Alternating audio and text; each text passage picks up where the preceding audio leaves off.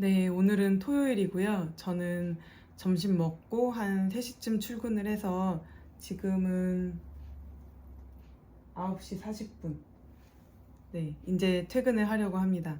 그냥 퇴근을 할까 하다가 오늘 구독자가 11명이 되어서 기쁜 마음에 영상을 또 찍어보려고 합니다.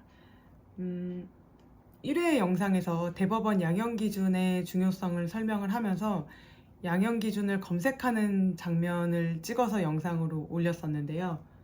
오늘은 대법원 양형기준을 검색해서 보는 방법에 대해서 알려드리려고 합니다. 그 전에 말씀드리면 판사의 양형 판단은 대법원 양형기준에 근거해서 이루어집니다.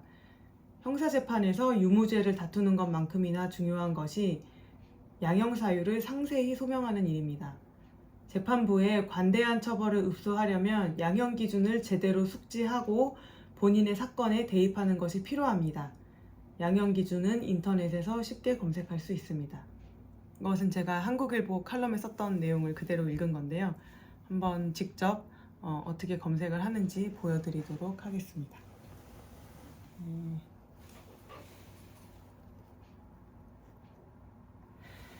네이버에 대법원 양형기준을 검색합니다. 그러면 양형위원회 양형기준을 클릭해서 들어가면 양형기준이란 양형기준 해설, 시행중 양형기준 이렇게 나오고, 시행중 양형기준에 들어가면 여러 가지 범죄들의 이제 양형기준들이 나와 있습니다. 변호사들이 변론을 할 때 이제 피고인이 자백을 하고 깊이 반성하고 피해자에게 사죄하고 이런 여러 가지 것들을 이제 진행을 하게 되면서 좀 마치 공식처럼 이용하는 것이 바로 이 양형 기준입니다. 한번 횡령 배임 범죄를 들어가 보겠습니다. 횡령 배임을 하게 되면은 이제 뭐 기본적으로 1억 원 미만인 경우에 뭐 4월에서 1년 4월, 1억 원 이상 5억 원 미만인 경우에 1년에서 3년 뭐 이렇게 기본적인 기본 형량이 정해져가 있고, 감경 요소가 있으면 감경이 되고, 이렇게 가중 요소가 있으면 기본에서 또 가중이 되는 그런 형량이 이제 양형 기준으로 나와 있습니다. 피고인들, 이제 변호인들이 보는 것은 감경 요소이겠죠.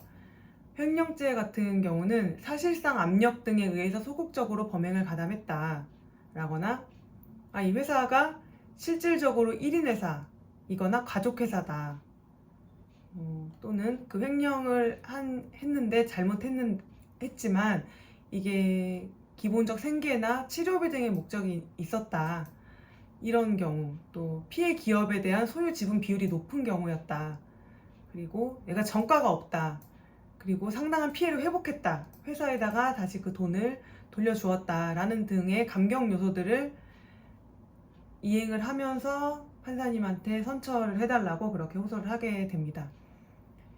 근데 어떤 게 이제 이 양형인자를 설명하는 것인지 좀 이것만 봐서 잘 모르겠다라고 생각이 드시면, 그 옆에 양형인자의 정의가 있습니다. 이 양형인자의 정의를 들어가 보면 아까 말씀드린 것처럼 실질적 1인 회사나 가족회사의 경우에는 감경 요소가 되는데, 이거는 실질적으로 1인 소유의 회사 또는 가족회사인 경우를 의미한다.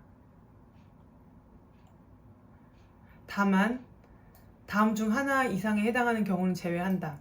주주인 가족들이 피고인에 대한 처벌을 탄원하고 있는 경우.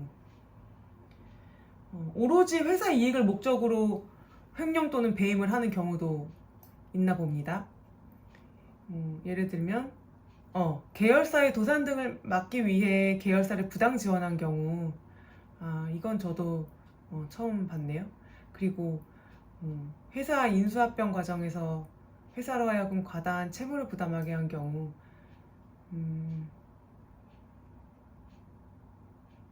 이게 이제 자기의 사리 추구 목적이 없다, 여기에 중점을 두어서 감경 요소로 그렇게 인정을 하는 것 같습니다. 그리고 내부 비리 고발, 이건 감경 요소로 되어 있네요. 그러니까 구조적 비리에 가담해온 피고인이 범죄를 단절시키고자 하는 자발적 동기에서 내부 비리를 고발함으로써 수사가 개시된 경우, 이때는 또 감경 요소가 되고요. 여러 가지 진지한 반성, 형사처벌 전력 없음 이런 식으로 이 양형인자의 정의에 대해서도 상세하게 설명을 하고 있습니다. 자, 그럼 다시 보시면 감경 요소는 누가 대신 소명해 주는 것이 아니고 스스로 찾아서 적극적으로 소명해야 하는 것입니다. 검사가 피고인의 감경 요소까지 소명하면서 자료를 제출하는 것을 기대할 수는 없고, 판사도 이제 소송 기록과 증거 기록에서 감경 요소, 가중 요소를 찾아내서 양형에 반영하기는 하는데 피고인 본인이 아니니까 또 한계가 있겠죠. 실제 사건에서는 개개의 사안마다 다양한 양형 요소가 존재를 합니다. 그래서 법관으로부터 이제 형을 좀 받을 때 선처를 받고 싶다, 잘못을 반성하고 피해를 회복하고 또 선처를 받고 싶다라고 이렇게 생각을 하신다면은 이 대법원 양형 기준을 찾아보셔서 이 요소마다 본인에게 들어맞는 것들이 있는지 있다면 거기에 대한 근거 자료까지 같이 제출을 하시면 선처를 받는데 반영이 될 수 있을 것입니다.